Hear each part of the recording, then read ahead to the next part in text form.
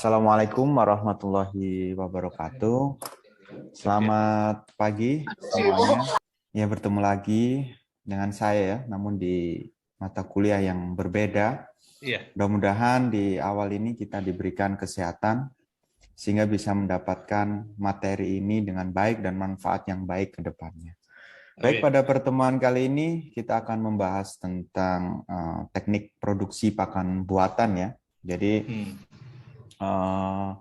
kita akan membahas bagaimana caranya kita dalam berbudidaya ini mencari solusi dan alternatif melalui produksi pakan buatan. Pertama-tama saya akan menjelaskan bahwa saya berbicara sedikit ya. Yang penting kita bisa efektif dan efisien sehingga saya tidak terlalu banyak dan kita bisa santai, serius tapi santai, dan saya berharap nanti kita bisa sukses ya untuk menjalani materi ini. Jadi materi yang ada pada teknik produksi pakan buatan ini ada 16, ada 14 materi dan satu ujian tengah semester dan satunya lagi adalah ujian akhir semester. Di mana tim teaching pada mata kuliah kali ini adalah yang satu yaitu Ibu Ernawati, dan yang satunya sendiri adalah saya sendiri yaitu Devi Armarza Arisandi. Baik, pada perkuliahan yang pertama ini ya, saya akan memberikan pembukaan yaitu tentang peranan pakan buatan dalam budidaya serta perkembangan industri pakan.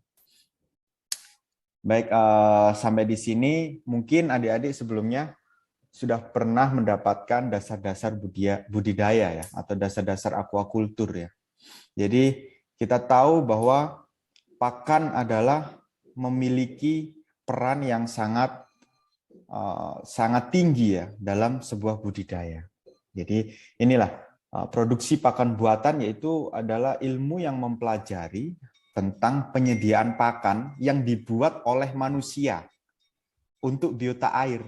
Jadi kenapa dibuat manusia? Karena apabila kita sudah membudidayakan atau kita sudah merawat biota ya, kita di sini karena kita perikanan maka kita bicaranya adalah biota, maka sudah kewajiban kita sebagai manusia melakukan controlling. Jadi melakukan controlling terhadap apa yang telah kita budidayakan. Baik dari kualitas airnya, baik dari kebutuhan pakannya atau kebutuhan nutrisinya, itu semuanya yang dinamakan budidaya perikanan atau budidaya, yaitu semuanya bergantung kepada manusia. Jadi tumbuh berkembang dengan baik maupun tidak baik itu semuanya bergantung pada manusia ketika kita sudah melakukan budidaya. Nah, kalian nantinya yang lulus sebagai sarjana perikanan ya, kalian harus tahu. Jadi karena orang awam di luar itu taunya kalian adalah sarjana perikanan gitu ya. Bukan lagi saya perikanan budidaya, saya perikanan ini. Tidak. Ketika kalian berada di masyarakat tidak mau tahu itu. Yang jelas adik lulusan mana? Lulusan perikanan.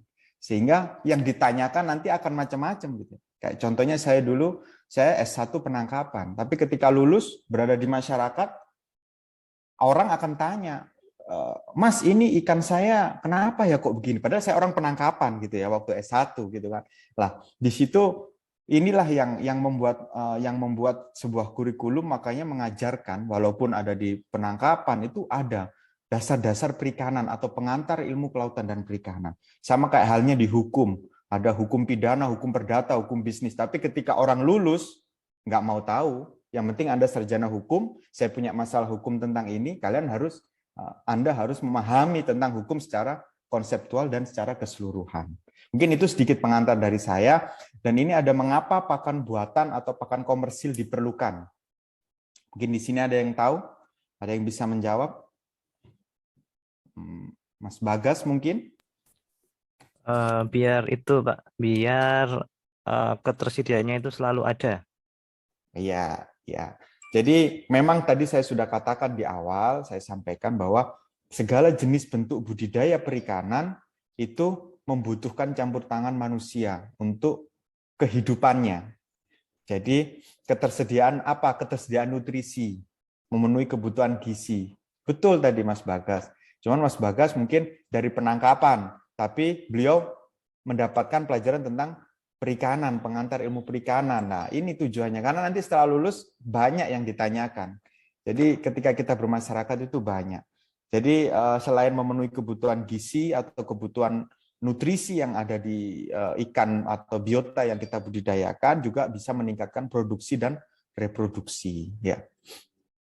Kemudian jenis-jenis pakan, yaitu di sini ada 3 jenis pakan, yaitu pakan alami, pakan lembek, dan pakan kering lengkap.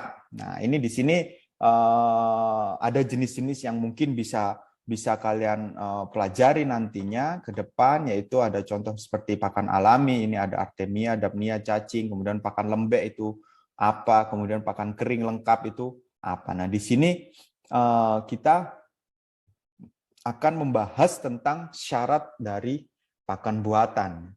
Jadi yang pertama kita harus mengenal bahan baku lokal. Karena tujuan dari pakan buatan, ya, tujuan dari pakan buatan adalah untuk mencari alternatif atau solusi terhadap pakan komersil yang terus-menerus meningkatnya. Jadi kita ketahui bahwa harga pakan itu sekarang mengalahkan beras. Per kilo harga pakan itu sampai 18 sampai 20 ribu. Padahal harga beras saja cuma berapa gitu ya. Harga gula aja cuma 12 ya. Nah, ini kita sebagai akademisi, kalian nantinya sebagai penerus di bidang perikanan dan kelautan tentunya, kalian harus bisa mencarikan solusi yang solutif. Ya, karena nanti kalian itu juga selain mungkin ada yang jadi praktisi, ada yang jadi dosen juga, ada yang jadi abdi negara. Nah, ini kalian harus bisa memikirkan solusi yang solutif untuk mencari jalan keluar gitu ya. Jadi bahan baku lokal, karena kita ini negara kita ini negara yang sangat berlimpah terhadap baik dari negara agraria ya, kemudian juga negara maritim gitu ya. Jadi dimanapun kita berada, insya Allah akan terdapat bahan baku yang memang berlimpah. Nah, kemudian setelah itu kita menghitung kebutuhan pakan gitu ya. Karena setiap biota yang kita budidayakan itu memiliki kemampuan untuk mencerna nutrisi itu berbeda-beda. Sama halnya dengan bayi. Ketika bayi baru lahir, dia hanya mampu minum susu. Nah, ketika usia 1 tahun, dia sudah bisa empasi. Nah, sama halnya seperti ikan gitu ya. Kebutuhan dia untuk bergerak, makanya dalam wadah budidaya itu selalu disesuaikan semuanya, baik dari faktor lingkungan dan faktor pakan yang kita berikan gitu ya. Kemampuan ketika ikan masih juvenil itu kemampuan ikan untuk mengambil pakan yang ada di permukaan itu harus diperhitungkan. Jadi makanya ketika usia bibit itu usia 1 minggu itu tingginya 30 cm, semakin naik karena kita semua memperhitungkan kalor yang dikeluarkan, energi yang dikeluarkan, serta kemampuan dari bibit yang kita budidayakan tadi.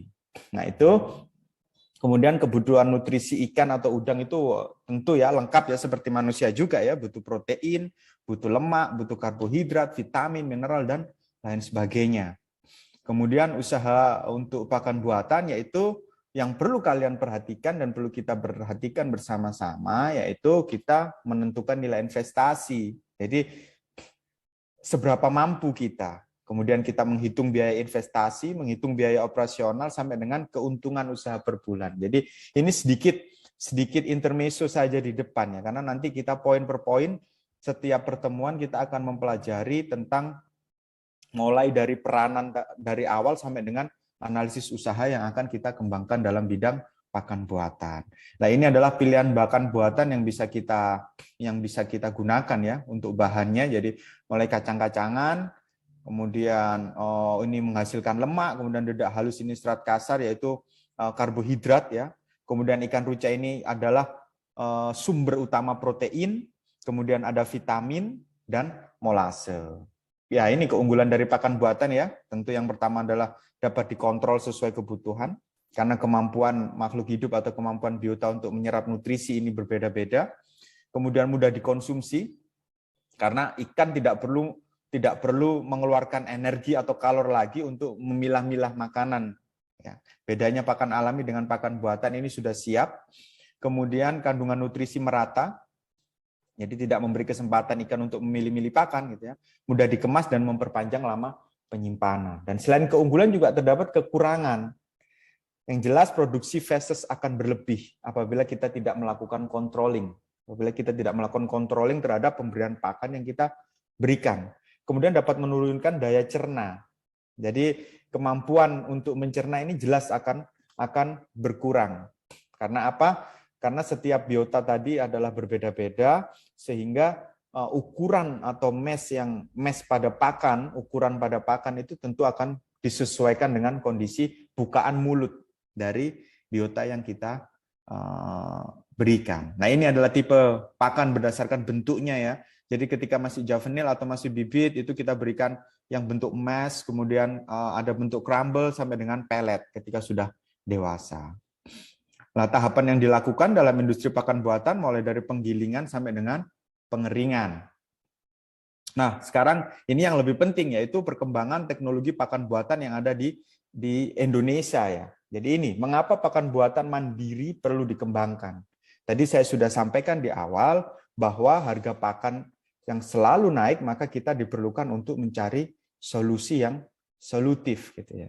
Nah ini, harga pakan mahal, ratusan pembudidaya ikan tawar gulung tikar. Ini banyak sekali berita mulai dari tahun 2015 sampai dengan saat ini.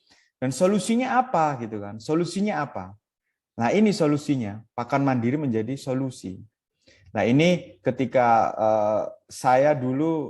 ketika saya menjadi salah satu tim untuk gerakan pakan mandiri yang ada di Kementerian Kelautan Perikanan, yaitu sejak dari 2016 itu kami sudah merancang mencarikan solusi kepada para pembudidaya untuk mencari pakan mandiri, gitu ya, untuk mengkonsep sampai dengan formulasi. Dan saat ini Kementerian Kelautan Perikanan ini sudah membuat sebuah program yang namanya Gerpari atau Gerakan Pakan Mandiri yang diinisiasi oleh Kementerian Kelautan dan Perikanan. Nah ini sebenarnya ada YouTube, namun waktu yang sempit. Jadi ini adalah YouTube salah satu dari program Kementerian Kelautan Perikanan yang mendukung Gerpari ini. Nanti sudah saya tampilkan di Google Classroom, kalian bisa melihat di Google Classroom masing-masing. Kemudian ada tutorial produksi pakan buatan skala rumah tangga juga ada di situ. Dan ini salah satu upaya diseminasi teknologi pakan buatan. Jadi ini saat saya menjadi narasumber. Saya dimintain tolong oleh teman-teman karena memang saya dari 2015 itu fokusnya memang ke pemanfaatan lingkungan untuk pakan buatan. Jadi akhirnya beberapa teman-teman yang memiliki kegiatan pengabdian kepada masyarakat dan lain sebagainya itu kita sering berkolaborasi. Jadi kita ajarkan kepada pembudidaya, kepada petani tambak supaya mencari solusi yang solutif tadi, yaitu dengan adanya pakan mandiri mereka bisa memanfaatkan lingkungan mereka. Karena di pedesaan ini tentu banyak sekali bahan baku yang bisa dimanfaatkan untuk membuat pakan buatan. Nah ini salah satu mahasiswa yang di Indonesia yaitu sudah menciptakan salah satunya pagur eksekutif ya. Ini kebetulan dahulu itu bimbingan saya gitu ya di Universitas Brawijaya gitu ya. Jadi pakan gurami eksekutif. Nah, eksekutif itu artinya ekonomi eksklusif, kemudian saya lupa ya apa yang terakhir dan efektif gitulah pokoknya. Jadi ini salah satu bentuk-bentuk pengembangan yang sudah dikembangkan di bidang budidaya. Jadi ini sedikit quote dari saya, yaitu jika lingkungan tepat, maka ikan yang dibudidayakan akan bertumbuh dan berkembang dengan baik. Jadi kebutuhan pakan adalah salah satu faktor penentu utama pada faktor lingkungan budidaya. Lingkungan ini faktor utama dalam menentukan keberhasilan budidaya kita. Dan kebutuhan pakan ini adalah salah satu faktor utama dalam budidaya lingkungan. Jadi atau lingkungan budidaya. Mungkin di sini ada yang bisa kita diskusikan. Mungkin satu pertanyaan sebelum kita beranjak ke kuis, karena ada kuis-kuisis yang memang untuk post test ya, yang bisa diakses bersama-sama. nanti di situ. Mungkin ada yang didiskusikan dari adik-adik?